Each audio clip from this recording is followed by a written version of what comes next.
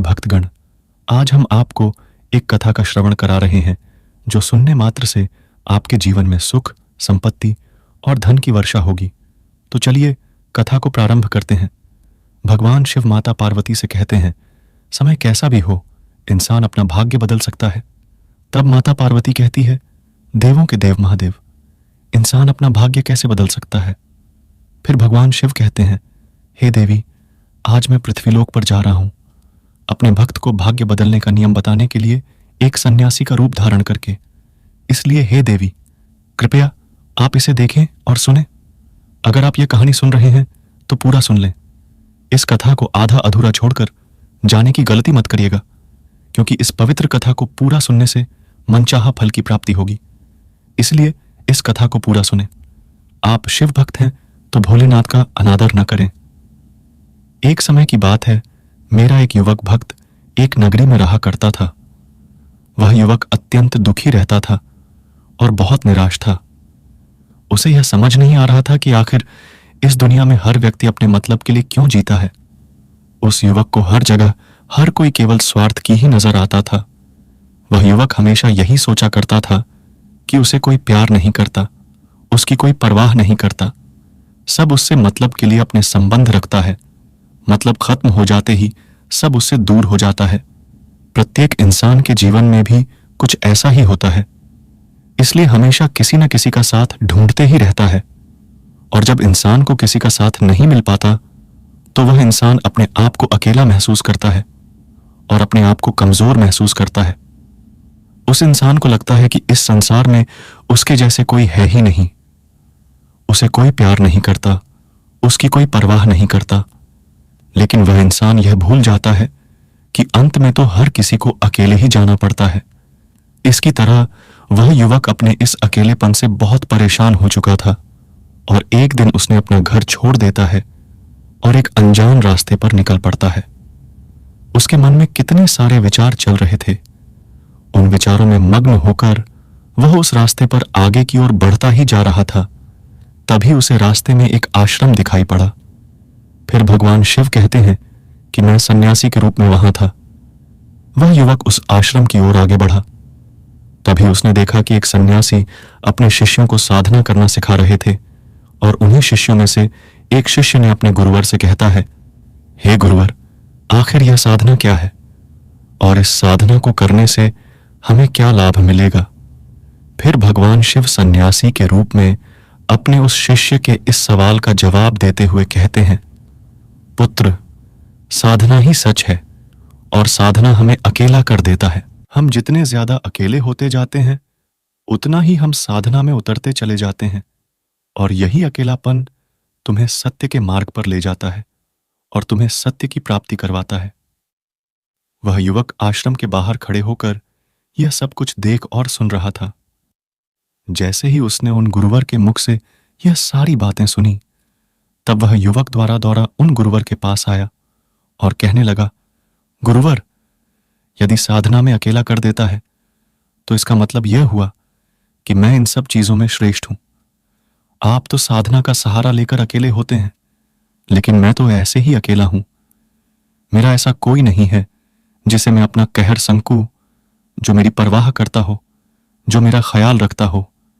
इसलिए मैं अपनी राह पर अकेला ही चलता चला जा रहा हूं। उस व्यक्ति की यह सारी बातें सुनकर उन गुरुवर ने उस व्यक्ति को ध्यानपूर्वक देखा और उसके बाद उससे कहते हैं, बालक, अगर तुम अकेले हो तो तुम्हारे पीछे तुम्हारा पूरा परिवार, तुम्हारे मित्र, तुम्हारे शत्रु, तुम्हारे सगे संबंधी, इन सबको लेकर तुम कहां जा रहे हो? यह बात उस गुरुवर के मुख से सुनकर वह युवक कांप उठा और उसने तुरंत ही पीछे मुड़कर देखा तो वहां पर कोई नहीं था। तभी वह युवक उस गुरुवर से कहता है, अरे गुरुवर, कौन है? मेरे पीछे कोई तो नहीं, न मेरे परिवार वाले, न मेरे मित्र, न मेरे शत्रु और न ही मेरे सगे संबंधी। मैं तो सबको पीछे छोड़ आया हूं, क्योंकि कोई मुझे नहीं पूछता, कोई मेरी परवाह नहीं करता, कोई मेरा ख्याल तक नहीं रखता, यहां तक कि मेरी कोई आवाज तक नहीं सुनना चाहता। लेकिन जब किसी के ऊपर कोई समस्या आती है तो वह मुझे अवश्य याद कर लेता है, पर बाकी समय वह सब मुझे पूछते तक नहीं। उन सबको यहां तक खबर नहीं होती कि मैं किस हाल में हूं, मैं जिंदा हूं या नहीं, उन सबको इन सब चीजों से कोई फर्क नहीं पड़ता। सन्यासी उस युवक की सारी बातें ध्यानपूर्वक सुन रहे थे और इसके बाद उस युवा से कहते हैं, बालक, तुम सही कह रहे हो, लेकिन जब तक तुम इन सभी को छोड़कर नहीं आते, तब तक तुम भला अकेले कैसे हो सकते हो? वह व्यक्ति एक बार फिर से आश्चर्यचकित होकर पीछे मुड़कर देखता है और फिर उन गुरुवर से कहता है, गुरुवर, यहां पर तो कोई नहीं है, मैं अकेला ही यहां पर आया हूं। लग रहा है कि आप मेरा मजाक उड़ा रहे। मेरे पीछे कोई नहीं है, आप खुद देख सकते हैं। तो फिर आप ऐसा क्यों कह रहे हैं कि जाओ और इन्हें छोड़ कर आओ? जब मेरे साथ कोई है ही नहीं, तो मैं भला उन्हें कहां और कैसे छोड़ दे? फिर उस युवक की यह सारी बातें सुनकर वे गुरुवर मुस्कुराने लगे और उस युवक से कहते हैं, बालक, आखिर तुम मुझसे क्या चाहते हो? इस पर वह बालक उन गुरुवर से कहता है, गुरुवर, मैं आपका शिष्य बनना चाहता हूं, मुझे आपके शिष्य के साथ रहना चाहता हूं, इसलिए मुझे अपना शिष्य बना दीजिए। मैं जीवन भर आपका आभारी रहूंगा। उस युवक की यह बातें सुनकर फिर गुरुवर कहते हैं, बालक, तुम चाहो तो यहां पर 1 महीने रह सकते हो। उसके बाद ही मैं यह निर्णय कर पाऊंगा कि मुझे तुम्हें अपना शिष्य बनाना चाहिए या नहीं। लेकिन तुम्हें मेरी एक बात माननी होगी। फिर वह युवक कहता है, क्या गुरुवर? फिर सन्यासी कहता है कि तुम्हें इस 1 माह के अंदर साधना का अभ्यास करना होगा। अगर तुम यह कर सकते हो तो तुम यहां पर अगले 1 महीने के लिए रुक सकते हो, अन्यथा तुम्हारे लिए यहां पर कोई जगह नहीं। उस बालक ने काफी सोच विचार कर उन गुरुवर से कहा कि गुरुवर, आप जैसा कहेंगे मैं वैसा ही करूंगा। आप चाहते हैं कि मैं इस 1 माह में साधना का अभ्यास करूं, तो मैं यह करने के लिए तैयार हूं। उस बालक ने उन गुरुवर की बात मान ली और आश्रम में ही रुक गया। अगले दिन सुबह सुबह वह गुरुवर उस बालक के पास आए और उस बालक से कहने लगे, तुम किससे बात कर रहे हो? तुम्हारा ध्यान कहाँ है? इस पर वह बालक जवाब देते हुए कहता है, गुरुवर, मेरे साथ कोई नहीं है, मैं भला किससे बात करूंगा? मैं तो अकेला हूं। तभी वह गुरुवर उस व्यक्ति से कहते हैं, ठीक है, लेकिन अब साधना में ध्यान लगाओ, क्योंकि तुमने मुझे वचन दिया था कि इस 1 माह में तुम साधना का अभ्यास करोगे। उन गुरुवर के कहने पर वह बालक साधना करने बैठ जाता है, लेकिन पहले दिन उसे साधना करने में बहुत तकलीफ आती है। बहुत सारी परेशानियों का सामना करना पड़ता है, यहां तक कि वह ढंग से लगातार बैठ भी नहीं पा रहा था। उसके पैर मानो सुन्न से हो रहे हैं और उसका पैर मानो काम करना ही बंद कर दिया हो। ये सारी बातें गुरुवर देख रहे थे। तभी गुरुवर ने उस बालक से कहते हैं, बंदे, तुम जितना देर चाहो उतना देर बैठ सकते हो। यह कोई जरूरी नहीं है कि तुम एकाएक लगातार बैठे ही रहो। यदि तुम्हें थोड़ी तकलीफ है तो तुम उठ सकते हो, ठहर सकते हो और फिर आकर बैठ सकते हो। इतना कहकर गुरुवर वहां से चले गए। अगले दिन सुबह सुबह फिर सन्यासी उस बालक के पास आए और उस बालक से कहने लगे, बंदे, कौन है? किससे बात कर रहे हो? कोई आया है क्या? उस गुरुवर की इस बात का जवाब देते हुए बालक गुरुवर से कहता है, गुरुवर, यहां पर तो कोई नहीं है, आप खुद देख लीजिए, भला किससे बात करूंगा? तभी वह गुरुवर एक बार फिर उस बालक से कहते हैं, चलो साधना का अभ्यास करो। तभी वह बालक उस गुरुवर से कहता है, गुरुवर, क्या केवल आंखें बंद करके बैठ जाना, इसे ही साधना कहते हैं? अगर इसे ही साधना कहते हैं तो यह तो बड़ा ही आसान है और इसे तो कोई भी कर सकता है। केवल आंखें बंद करके बैठना ही तो है। इसका जवाब देते हुए गुरुवर उस बालक से कहते हैं, बालक, केवल आंखें बंद करके बैठ जाना, इसे साधना नहीं कहते। साधना करने के लिए तुम्हें अपने मन को एकाग्र करना होगा। अपने मन को किसी एक चीज पर लगाना होगा। वह कोई भी चीज हो सकती है, बाहर की कोई आवाज या तुम्हारे भीतर से आने वाली सांसों की आवाज, इन सांसों के अंदर और बाहर होने की आवाज। तुम ऐसी किसी भी चीज पर ध्यान लगाकर साधना कर सकते हो जो लगातार वर्तमान समय में घट रही है, ताकि तुम्हारा पूरा ध्यान उस चीज पर एकाग्र हो और तुम्हारा ध्यान कहीं भी भटके नहीं, जिस कारण तुम उस साधना पर ध्यान लगा पाओगे। और एक बात और याद रखना, जब तुम उस चीज पर ध्यान लगाओगे तो तुम्हारा ध्यान उस साधना पर से हटना नहीं चाहिए। इतना कहकर गुरुवर वहां से चले जाते हैं। अगले दिन जब वह सुबह सुबह एक बार फिर उस बालक से मिलने आए तो उन्होंने एक बार फिर उस बालक से कहा करते हैं, आज कौन आया है? किससे बात कर रहे हो? मरीज जोर जोर से आवाज आ रही है। तुम यहां पर खुद शांति पाने आए हो या फिर दूसरों को अशांत करने के लिए? तब वह बालक उस गुरुवर से कहता है, गुरुवर यहां पर तो कोई है ही नहीं, तो मैं भला किससे बात करूंगा? यहां तक कि मेरे मुख से एक शब्द तक नहीं निकला है, तो फिर आपको कैसे जोर जोर की आवाजें आ रही हैं? और जब मैंने एक शब्द भी नहीं बोला तो मैं भला दूसरों के लिए अशांति का कारण कैसे बन सकता हूं? तभी वह गुरुवर उस बालक से कहते हैं, ठीक है, ठीक है, चलो साधना पर ध्यान दो। तभी वह बालक उस गुरुवर से कहता है, हे गुरुवर, मेरा एक प्रश्न है, क्या मैं आपसे पूछ सकता हूं? तभी वह गुरुवर उस बालक से कहते हैं, पूछो, तुम्हें क्या पूछना है?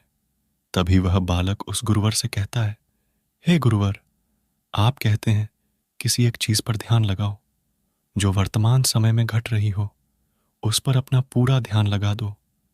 लेकिन जब मैं अपनी सांसों पर या फिर किसी ऐसी चीज पर ध्यान लगाने का प्रयास करता हूं जो लगातार घट रही है, तो मेरा ध्यान लगातार उस पर नहीं रह पाता है। मैं पल पल भटकता रहता हूं।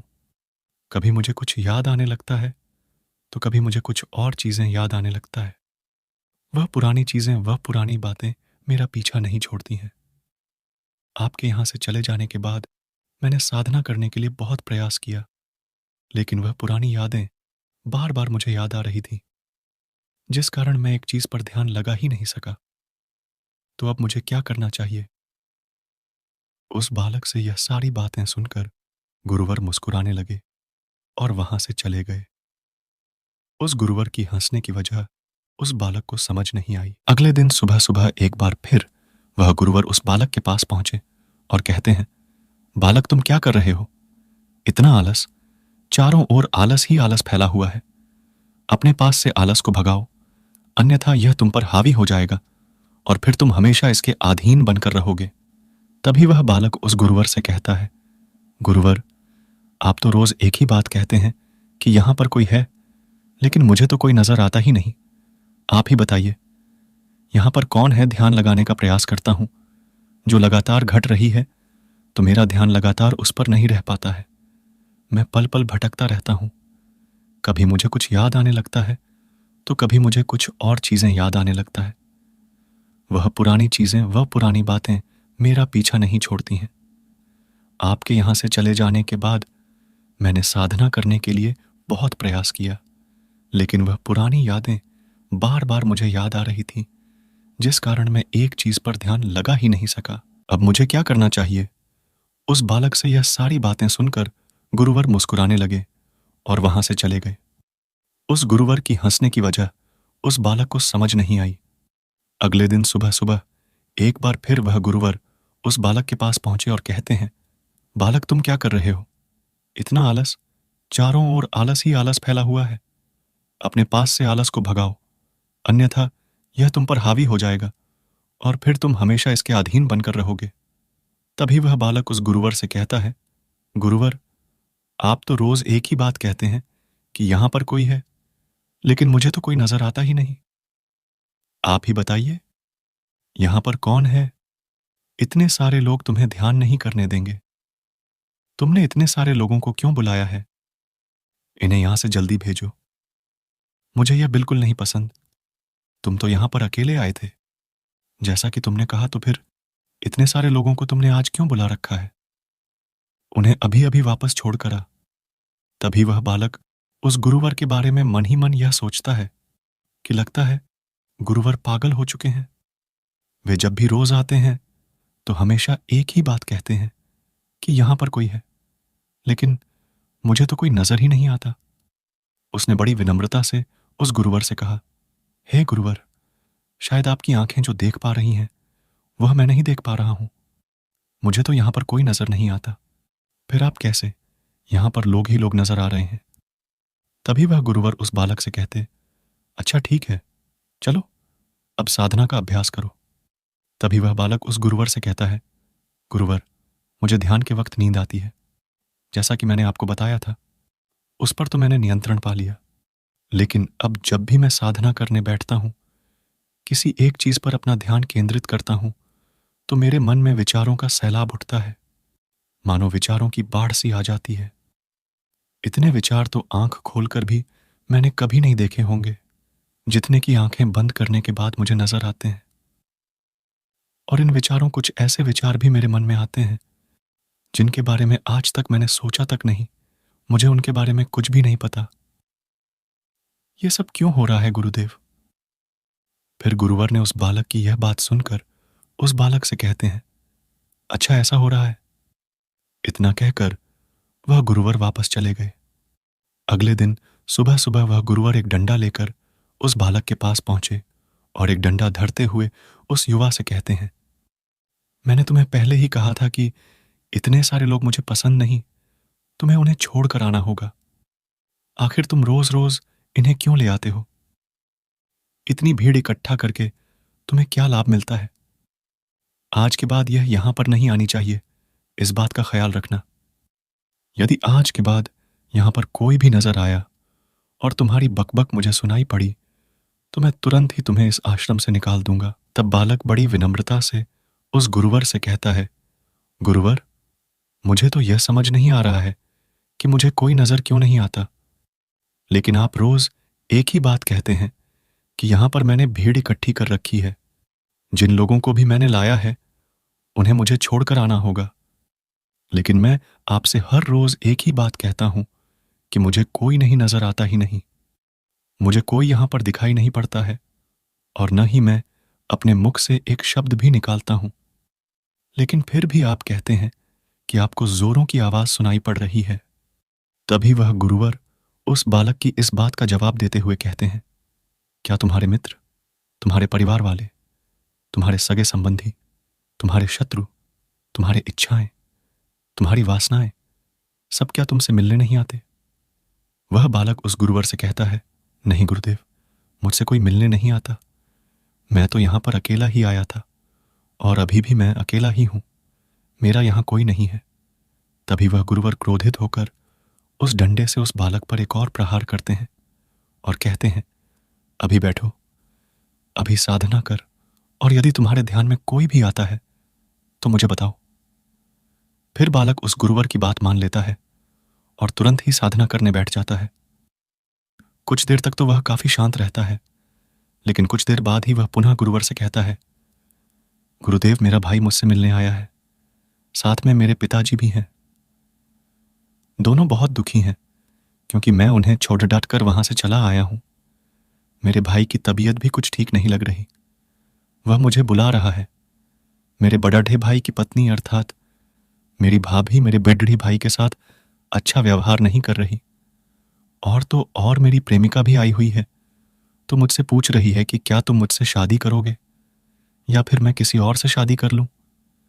वह भी बहुत दुखी नजर आ रही है, और इतना ही नहीं, मेरे कुछ मित्र भी पीछे खड़े ढे हैं जिनसे मैंने कुछ कर्ज लिए थे। आज वह मुझसे अपना कर्जा मांगने आए हैं, मुझे धोखेबाज कह रहे, मुझे अपशब्द कह रहे हैं, और साथ में मेरे कुछ शत्रुओं को भी लाए हैं। लेकिन मेरे शत्रु मुझे मारना नहीं चाहते। वह तो यह कह रहे हैं कि तू तो पहले से ही मरा हुआ, तुझे और क्या मारना। इतना कहकर वह बालक कुछ देर के लिए शांत हो गया, लेकिन कुछ देर बाद वह एक बार फिर से उन गुरुवर से कहने लगा है, गुरुवर, अब मेरे पास एक बहुत बड़ा घर है, इसे मैंने खरीद लिया है। मैं, मेरे पापा, मेरी माता, मेरा भाई, मेरी भाभी सभी इसमें बहुत मिलजुल कर रह रहे हैं। हम बहुत खुश हैं। मैं अब अपने मित्रों से अत्यधिक अमीर हूं, मेरे पास बेशुमार धन दौलत है, और तो और मैंने अपनी प्रेमिका से शादी भी कर ली है और इसका जश्न मना रहे हैं। इतना कहकर बालक एक बार फिर शांत हो गया और कुछ देर बाद फिर एक बार उस गुरुवर से कहता है, गुरुवर, मुझे कोई मारने का प्रयास कर रहा है, लगातार वह मुझ पर प्रहार कर रहा है। मैं उसका चेहरा देखने का प्रयास कर रहा हूं, लेकिन मुझे उसका चेहरा नजर नहीं आ रहा। इतना कहते कहते वह उस गुरुवर से कहता है, गुरुदेव, यह तो आप हैं जो मुझे मार रहे हैं और यह भी कह रहे हैं कि इतनी भीड़ को लेकर क्यों आए हैं और यह लेकर कहां जा रहे हैं। मेरे साथ तुम्हें अकेले ही चलना होगा। इतना कहकर वह बालक साधना से उठ गया और गुरुवर के चरणों में गिर पड़ी डीहा और उनसे कहने लगा, गुरुदेव आप सही थे। आप जो हमेशा कहते थे कि इस भीड़ को लेकर मैं कहाँ जा रहा हूं। आप हमेशा यह कहते थे कि इन सबको छोड़ ढाकर आओ, लेकिन मुझे कोई नजर नहीं आता था। लेकिन आज मैंने उन सबको देख लिया जिन्हें मैं अपने साथ लेकर आया था, जिन्हें मैं अपने साथ लेकर घूम रहा था। हर कोई मेरे साथ ही है, मेरे पास है। लेकिन मैं यह सोच रहा था कि आखिर मैं इतना बेचैन क्यों हूं और मेरी बेचैनी की वजह क्या है। उस बालक की यह सारी बातें उस गुरुवर ने ध्यानपूर्वक सुनी और उसके बाद वहां से चुपचाप उठकर चले गए। उसके बाद से वह गुरुवर उसके पास कभी नहीं आए। लेकिन वह बालक हर रोज साधना का अभ्यास कर रहा था और पूरे 1 महीने बाद जब वह उस गुरुवर के पास पहुंचा तो उस गुरुवर से कहने लगा, हे गुरुवर, जैसा कि आप कहते थे कि मैं हमेशा अपनी भेड़ियाच को अपने साथ लेकर घूमता हूं, तो आज मैंने उस भेड़ को विदा कर दिया है और अब मैं बिल्कुल अकेला हूं। मेरे साथ कोई नहीं है, मेरे साथ आप भी नहीं हैं, यहां तक कि मैं खुद अपने साथ नहीं हूं। मैं परम शांति महसूस कर रहा हूं। अब मुझे ऐसा प्रतीत होता है कि अब मेरे जीवन में कोई समस्या नहीं है। मैं बहुत आनंदित महसूस कर रहा हूं। मैं बहुत अच्छा महसूस कर रहा हूं और इस शांति में जो आनंद है वह इसका क्या कहना। तभी गुरुवर उस बालक से कहते हैं, वंदे, अगर तुम चाहो तो इस अकेलेपन को लेकर तुम अपनी दुनिया में वापस जा सकते हो। अब यदि तुम इस संसार में वापस भी लौट जाओ, भले ही लोग तुम्हारे आसपास क्यों ना रहे, भले ही पूरी भीड़ तुम्हारे साथ क्यों ना रहे, लेकिन फिर भी तुम अकेले ही रहोगे। फिर चाहे वह तुम्हारे रिश्तेदार हों, सगे संबंधी हों, परिवार वाले हों, तुम्हारे मित्र, तुम्हारे शत्रु, तुम्हारी भावनाएं या फिर तुम्हारी प्रेमिका, इन सबके साथ रहकर भी तुम पूर्ण रूप से अकेले ही रहोगे। और इतना ही नहीं, तुम्हारे जीवन में जब भी कोई बुरी परिस्थितियां आएंगी तब भी तुम बिल्कुल अकेले और शांत रहोगे और तुम हर परिस्थितियों का समाधान निकालने में भी अब पूरी तरह सक्षम हो चुके हो। और यदि अब तुम चाहो तो मैं तुम्हें अपना शिष्य बना सकता हूं, क्योंकि हो सकता है तुम्हें यह लग रहा हो कि 1 माह तो पूरे खत्म हो चुके हैं, लेकिन साधना का मार्ग तो अभी शुरू हुआ है। और याद रहे कि अभी तो बहुत कुछ सीखना है, जानना है। यह मार्ग अभी शुरू हो रहा है और यह मार्ग अति लंबा है और इस मार्ग की शुरुआत शांति से ही होती है। तभी वह बालक उस गुरुवर को प्रणाम करता है और उनसे कहता है, गुरुवर, मैं अपने घर वापस लौटना चाहता हूँ, अपने संसार में वापस जाना चाहता हूँ, ताकि मैं अपनी जिम्मेदारियों को निभा सकूं और साथ ही साथ इस मार्ग पर भी आगे बढ़ सकें। यदि आपकी आज्ञा हो तो। इतना कहकर बालक शांत हो गया। तभी वह गुरुवर मुस्कुराने लगे और उस व्यक्ति से कहते हैं, वंदे, मन शांत हो तो सब हो सकता है। तुम संसार में रहकर भी अकेले रह सकते हो, लेकिन एक बात याद रखना कि हमें सीखना बहुत कुछ है, जानना बहुत कुछ है, लेकिन रखना कुछ भी नहीं। अब तुम जा सकते हो, तुम्हारा कल्याण हो। इतना कहकर भगवान शिव कैलाश पर्वत के लिए प्रस्थान कर जाते हैं। इस वीडियो को बोलते समय कोई त्रुटि हो तो मैं क्षमा चाहती हूं। उम्मीद है आप सभी को यह वीडियो अच्छी लगी होगी। अगर आप शिव के सच्चे भक्त हैं तो चैनल को सब्सक्राइब करें, वर्टिकल बार